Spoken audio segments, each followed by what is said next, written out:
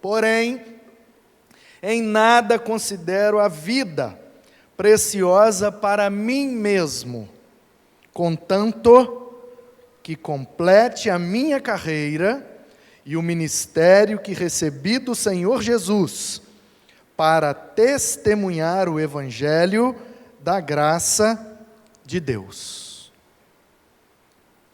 Porém, em nada considero a vida como preciosa para mim mesmo, contanto que complete a minha carreira e o ministério que recebi do Senhor Jesus para testemunhar do Evangelho da graça de Deus.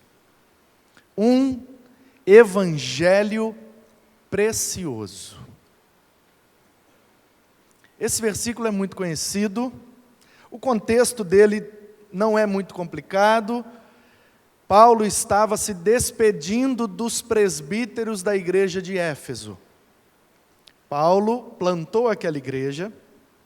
Paulo, na sua primeira viagem missionária, passou lá, algumas pessoas se converteram, organizaram-se em casas, como era comum na igreja primitiva, e Paulo orientou aqueles irmãos, discipulou alguns por um breve tempo, depois partiu, e na sua segunda viagem missionária também passou ali, e agora Paulo está passando lá por Mileto, um lugar que ficava próximo a Éfeso. Você sabe, Éfeso é uma grande cidade, pelo menos para aquele tempo, naquele contexto, uma cidade portuária, e toda cidade que está à beira do mar, toda cidade que tem oportunidade de ter um porto, como a cidade de Vitória, Vila Velha, Cariacica, o lugar mais populoso do Espírito Santo é aqui, perto do mar, onde tem um porto. Isso não é por acaso.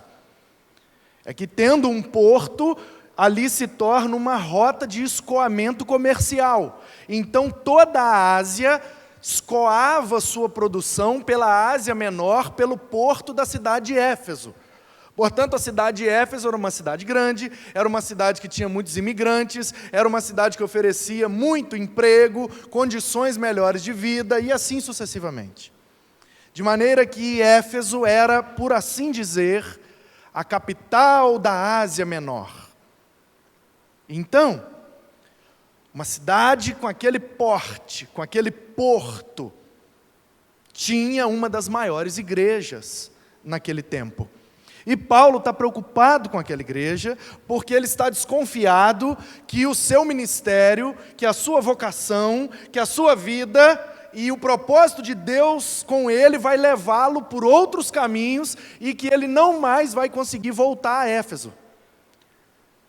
Mas ele, como plantador daquela igreja, ele se sente na responsabilidade de dar, nem que fosse algumas últimas orientações àqueles irmãos.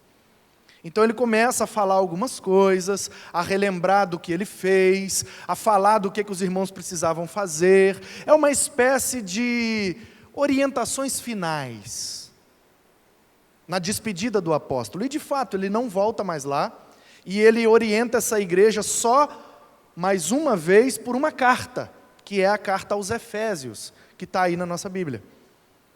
Então, no meio dessa orientação, no meio dessa conversa de despedida, o apóstolo entra com essa frase que causa um divisor, que causa um impacto nesse discurso, porque ele está falando das coisas que ele fez, ele está falando daquilo que os irmãos têm que fazer, ele está dando orientações, e de repente ele entra com uma frase muito profunda. Alguns chamariam de frase de efeito, mas eu acho que o efeito que essa frase causou é muito maior do que uma simples frase de efeito. E a frase é essa: porém, não considero nada na minha vida como precioso, contanto que eu consiga completar cumprir, executar a carreira que está diante de mim, o ministério que me foi confiado, e fazer isso para testemunhar do Evangelho da graça de Deus. Então Paulo está dizendo que para ele não tem nada mais precioso do que servir plenamente ao Senhor. Existem muitas peças de teatro evangélicas, gospels. Algumas são meio poéticas, bonitinhas, mas pouco bíblicas. Algumas. Uma vez eu vi uma peça que não é nada bíblica. Nada.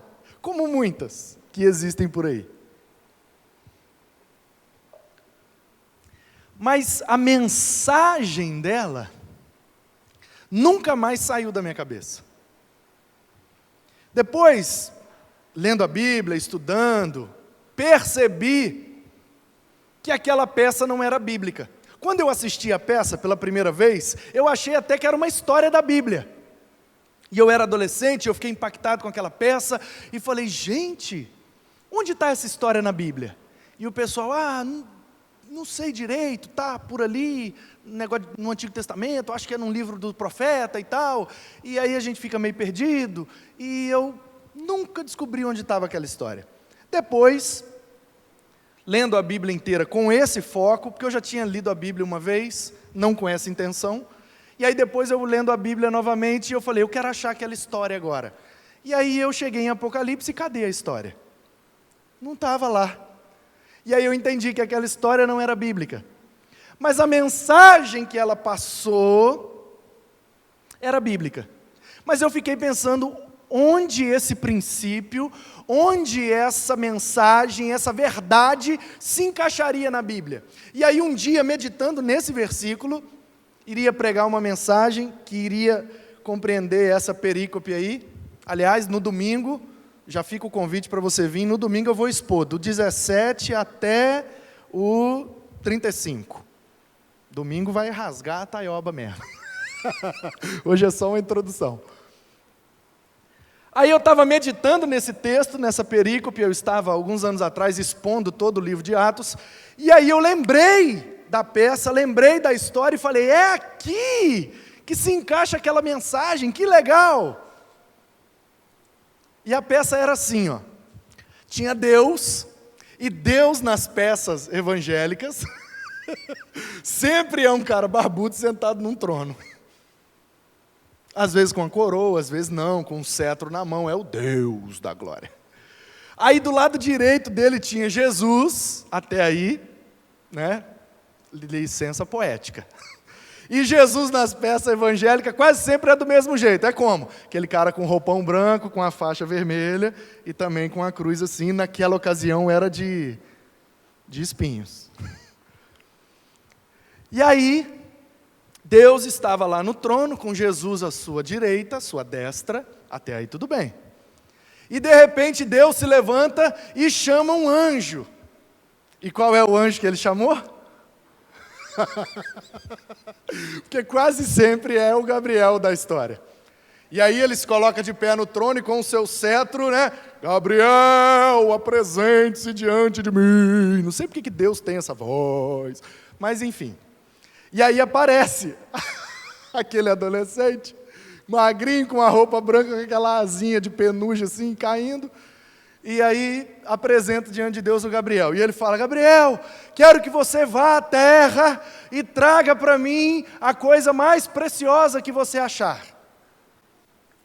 E aí o que acontece? O que foi, meu amor? Você quer vir aqui comigo? O que você quer? Aqui você que manda, fala. Você quer vir aqui comigo? Você quer ir lá para o banco? Porque aí o pessoal não vai saber se olha para você, se olha para mim. Entendeu? Então você tem que decidir. Se você quiser vir aqui, eu boto um puff ali, você senta no puff e fica ali a mensagem inteira. Quer? Quer? Então sobe. Pronto. Quer ficar aqui? Quer ficar aí no meio? Aonde você quer ficar? Aí? Ah, você quer no chão mesmo? Ah, então pronto. Está resolvido. abstrai. Não é pecado ser criança. Amém? Jesus disse que não pode afastá-las, de maneira nenhuma, porque delas é o reino dos céus. Então, muita atenção. Aí, o Gabriel saiu, vai bater nas asinhas assim, né? E foi na terra buscar para Deus a coisa mais preciosa. E aí ele andava no meio da igreja assim, né? E, estrategicamente, embaixo de um banco, tinha lá um diamante. E aí ele vinha com aquele diamante brilhoso, uma pedra lá, sei lá. E aí vinha e falava: aqui, Senhor Todo-Poderoso, a coisa mais preciosa da terra é este diamante. E aí o Senhor pegava: é muito bonito, muito lindo, muito valioso, mas não é a coisa mais preciosa da terra. E aí o Gabriel, frustrado, saía e voltava para a terra para buscar. E aí ele olhava, e eu vou no fundo do mar. Aí ele ia para o fundo da igreja, o pessoal ficava apreensivo, e aí ele voltava com a concha assim, e dentro da concha uma pérola. Aí: Senhor Todo-Poderoso, eis que a coisa, no teatro é sempre aquela fala formal, né? E peça decorada, aquela coisa bem shakespeariana. Aí: eis que vos trago a pérola, a coisa mais preciosa da terra. Aí Deus olhava: muito precioso, muito valioso, muito não sei o que, né? As mulheres fazem os colares, mas não é o mais precioso. E aí ele procurava e não achava. E aí, quando de repente, no canto do cenário, havia um jovem. Então, aí acendia-se uma luz e focava naquele jovem. E aí o Gabriel então ia lá e via um jovem de joelhos orando. E aí eu não sei como eles fizeram, mas o Gabriel veio com a mão e colheu do olho daquele jovem uma lágrima. E aí trouxe para Deus, e Deus então pegou aquela lágrima e disse: agora sim, Gabriel, agora achastes algo muito precioso, as lágrimas de um adorador. Não há nada mais precioso neste mundo. E aí, apagava-se a luz, acabava, todo mundo batia a palma. Peça linda, maravilhosa. Você entendeu ou não? Entendeu?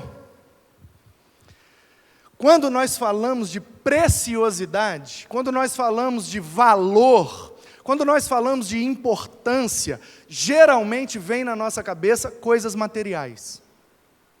Se eu te perguntasse: o que é mais precioso na sua vida? Os mais carnais pensariam em bens materiais. Casa, carro, emprego, função, salário, isso, aquilo, papapá. Os menos carnais pensariam em familiares, pessoas e aquilo que nos cerca, que nós damos valor. E é exatamente nesse ponto que Paulo está tocando com os presbíteros de Éfeso. Paulo está dizendo, note bem, que para ele não são as coisas, nem as pessoas. Para ele o que é mais precioso é cumprir o ministério de Deus. Porque para cumprir o ministério, às vezes é preciso abrir mão de coisas e de pessoas.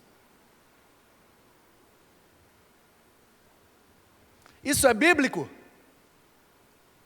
Me lembro de uma frase falada por um mestre da Bíblia: aquele que não abandonar pai, mãe, irmãos, amigos, por minha causa, não é digno de mim.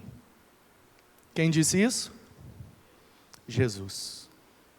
Portanto, o que Jesus está dizendo, e Paulo está fazendo coro com ele, porque ele é o mestre, Jesus é o mestre, Paulo é o discípulo. Paulo está aqui como discipulador daquela igreja, Paulo está aqui como orientador daquela igreja, mas ele está debaixo das orientações do Cristo, o dono da igreja. E o que ele está dizendo é: nada para mim é mais precioso do que pregar o Evangelho de Jesus.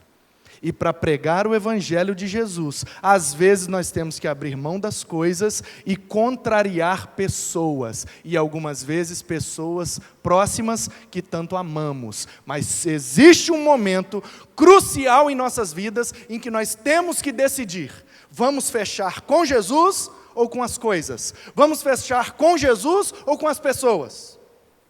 Eu não estou dizendo que você tem que magoar as pessoas, ofender, ou ficar debatendo com as pessoas por causa do Evangelho de Cristo. Eu já cometi esse erro. Então o que eu estou dizendo é que nós não temos que indispor com as pessoas. Eu estou falando de algo mais profundo. Eu estou falando de algo mais complexo. Eu estou falando que existem momentos nas nossas vidas em que cai uma ficha, em que a gente entende qual é o nosso ministério com Deus. E cada um tem o seu. E existe um momento crucial em que a gente tem que tomar a decisão: se vamos completar esse ministério ou vamos desistir por causa de coisas ou de pessoas.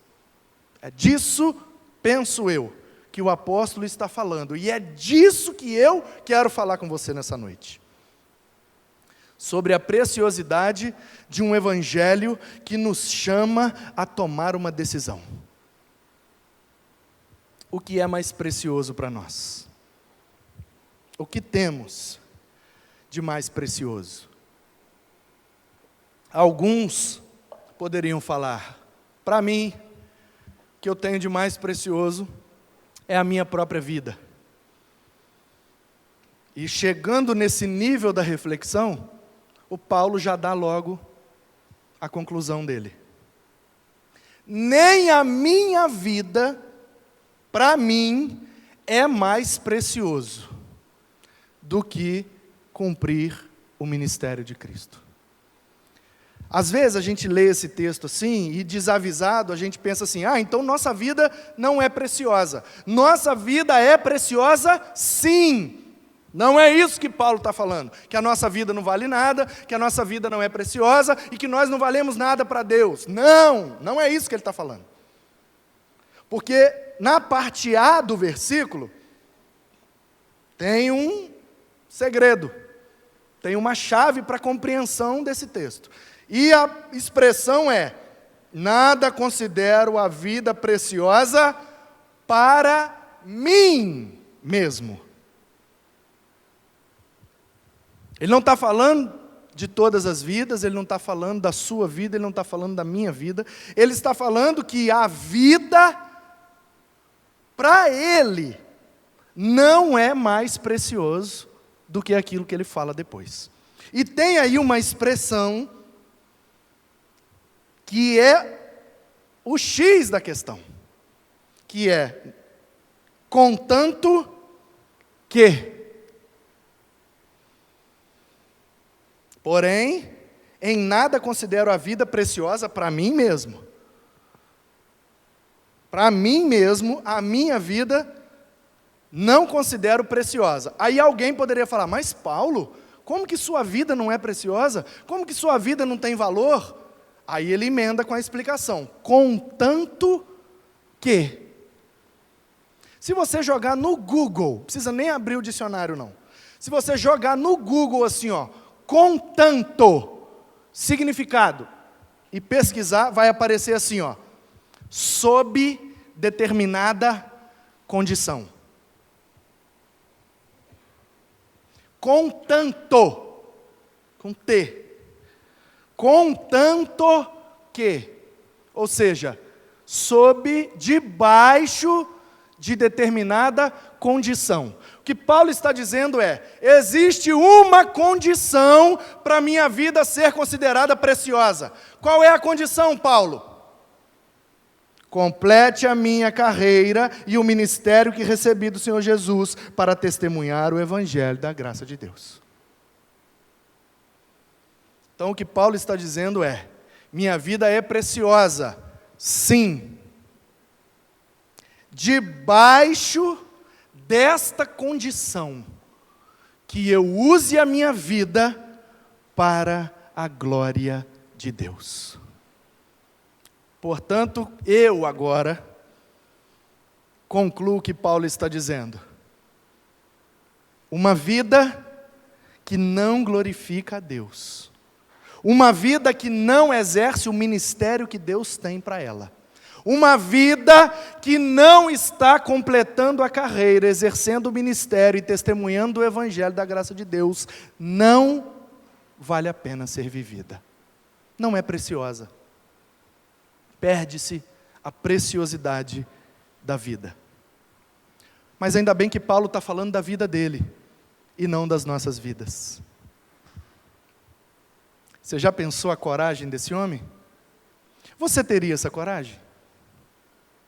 De se olhar no espelho essa noite, e dizer, você não vale nada, a não ser que pregue o evangelho de Jesus, que viva para a glória de Deus. Seu vagabundo, cria vergonha nessa cara e viva para a glória de Deus, senão sua vida não vale nada. Você teria essa coragem? Ah não, pastor, peraí, está pegando pesado. É o apóstolo Paulo, não sou eu não. Você briga com ele depois. É isso. É isso. Portanto, qual é a preciosidade do evangelho nas nossas vidas? Primeiro, que ele nos dá o real sentido e valor da nossa vida. Para mim mesmo, a vida só faz sentido se pregar o evangelho. Segundo, que a gente possa completar a carreira. Quanto tempo nós temos de vida? Quanto tempo você tem de vida?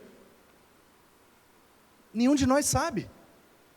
Nenhum de nós sabe quanto tempo ainda temos de vida. Então a pergunta é, vamos completar essa carreira? E Paulo escrevendo para Timóteo na segunda carta, capítulo 4, verso 7, ele diz, eu completei a minha carreira, guardei a fé. Estou de boa, Timóteo. Fiz o que tinha que fazer, estou preso aqui em Roma, completei o ministério, cheguei ao final da minha carreira, guardei a minha fé, ou seja, continuo crendo, continuo crente. Eu fui firme, constante e abundante, como orientei a igreja de Corinto, no capítulo 15, verso 58, primeira carta. Eu e continuo o mesmo, Timóteo, então orienta você, fica firme, completa sua carreira também. Eu não sei, meus queridos, se eu tenho mais um dia de vida, eu não sei se eu tenho um mês de vida, eu não sei se eu tenho um ano de vida, eu não sei mais quanto tempo eu tenho de vida. Pode ser que eu tenha mais 70 anos de vida? Se eu tiver mais 65 anos de vida, eu chego aos 100. Eu acho que eu não vou chegar não. Comendo essas porcarias que eu como. Micro-ondas, McDonald's, bicho. Se chegar nos 60 já está bom demais. Então eu não sei. Mas dentro de mim lateja uma dúvida. Conseguirei completar a minha carreira? Começar bem é fácil. O difícil é terminar bem. Hoje eu estou bem, mas eu estou só começando. Vou conseguir terminar bem? E quando a gente pensa que na verdade Jesus não nos chamou para um evento, Jesus não nos chamou para uma reunião, Jesus não nos chamou para um acontecimento, Jesus nos chamou para uma vida inteira. Quando eu tenho a perspectiva que minha vida pode durar, sabe lá quanto tempo, e que Jesus me chamou para permanecer fiel até a morte, porque os que permanecem fiel até a morte são os que recebem a coroa da vida, e ali, em Apocalipse, a coroa da vida, quem participou daquele estudo versículo por versículo, aprendeu. A palavra lá é Stéphanos Zoe, coroa da vida, não é diadema Zoe, nem diadema bios. Existem duas palavras gregas para coroa e existem duas palavras gregas para vida. Coroa no grego pode ser diadema e pode ser Stéphanos. Qual a diferença? Diadema é a coroa de metal que o rei usa, o monarca. E Stéphanos é a coroa de louros que o vencedor de uma corrida recebe como prêmio. Existem duas palavras para a vida. Bios, por isso que a biologia é a ciência que estuda as coisas vivas. Bios e zoe. Bios é vida física, é fisiológica. Zoe é qualidade de vida, é vida existencial, é vida eterna. Então, podia estar lá, diadema bios. Qual é a tradução? Coroa da vida. Só que é coroa de metal da vida física. A coroa de um rei. Podia estar lá, diadema zoe. Coroa de metal da vida eterna. Só que o que está lá é Stéphanos zoe. Coroa da vida. Só que coroa de louros da vida eterna. Entendeu como é que os teatrinhos é muito bonitinho, mas é pouco bíblico? Não tem aquele teatrinho de cada coisa boa que a pessoa faz, ganha uma pedrinha na coroa? Cada uma coisa boa que faz, ganha uma pedrinha na coroa. Cada uma coisa boa que faz, ganha uma pedrinha na coroa. Já viu isso? Tem nada a ver com a Bíblia isso. A mensagem é boa. Temos que praticar boas obras. Mas não é nada bíblico. Tem nada de pedrinha na coroa, porque a coroa da vida que a gente recebe, sendo fiel até a morte, é a coroa de louros. É uma figura para dizer, aquele que permanecer comigo até o fim, será vencedor. Contra quem? Contra a morte. E aí receberá a eternidade, a coroa da vida, a Stéphanos zoe, a vitória da vida eterna. É isso. Então, quando eu olho para a minha vida e me projeto daqui a X anos, não sei quanto tempo eu vou viver, mas me vem essa responsabilidade. Vou conseguir permanecer fiel até lá? Quando eu chego nessa dimensão, eu faço dos problemas de hoje em dia mais tranquilo de lidar. Porque Paulo, quando falou essa frase, ele não sabia o que esperava ele no futuro. Paulo não sabia que iria para Roma, que iria ser preso, que ia apanhar e ia ser morto por causa do Evangelho. Ele não sabia, mas ele sabia que ele estava disposto a enfrentar qualquer coisa por amor ao Evangelho. Por isso que ele fala, eu preciso ir, mesmo sabendo que lá vão me aguardar problemas, crises, perseguições. Como ele disse aos filipenses, posso passar fome, posso passar nudez, posso passar qualquer dificuldade, tudo posso naquele que me fortalece. É isso, meus irmãos. Um evangelho precioso, é um evangelho que nos dá a responsabilidade de permanecer fiel, sabendo que nossa vida só tem valor se a gente completar a carreira, completar o ministério, testemunhar o evangelho e viver debaixo da graça de Deus. É isso que o versículo fala. Contanto que minha vida só terá valor se eu completar a carreira que está diante de mim, eu completar o ministério que Jesus tem para mim, eu testemunhar o evangelho precioso de Jesus, as boas novas. Testemunhar, falar do que eu vi, falar do que eu ouvi, falar do que aconteceu em mim e através de mim tem acontecido. E esse evangelho, segundo o texto, é o evangelho da graça de Deus. É no final da frase entender que temos que ficar firmes, que nossa vida só tem valor se completarmos a carreira, se completarmos o ministério e testemunharmos do Evangelho. Mas é o Evangelho da graça de Deus, ou seja, eu não mereço nada. É a graça de Deus, um favor imerecido. Portanto, nós não podemos, de acordo com esse Evangelho, pregado por Jesus Cristo, que se entregou numa cruz para morrer por nós. Nós não podemos esperar desse evangelho um mar de rosas ou de tudo dando certo.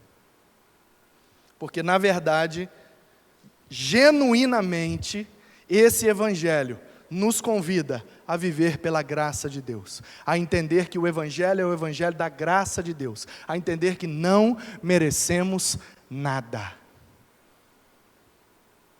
Estamos sempre, não importa a circunstância, estaremos sempre melhor do que merecemos. Constantemente eu respondo essa pergunta desse jeito: pastor, como é que o senhor está? Melhor do que eu mereço. Melhor do que mereço. Pois eu sei quem sou, sei quem fui, sei o que mereço. Portanto, se eu estou vivo, comendo, vestindo, estou melhor do que eu mereço. E, se ainda, estando melhor do que mereço, tenho o privilégio de pregar e testemunhar do Evangelho da graça de Deus, minha vida é preciosa. Meu desejo para você nessa noite, e no início dessa série, é que a sua vida tenha valor, é que a sua vida seja preciosa, mas a sua vida só será preciosa se você completar a carreira, o ministério, para testemunhar do Evangelho da graça de Deus. Que Ele te abençoe e possa te dar a preciosidade e o privilégio de completar a sua carreira, de executar o seu ministério e de ser uma testemunha viva do Evangelho da graça.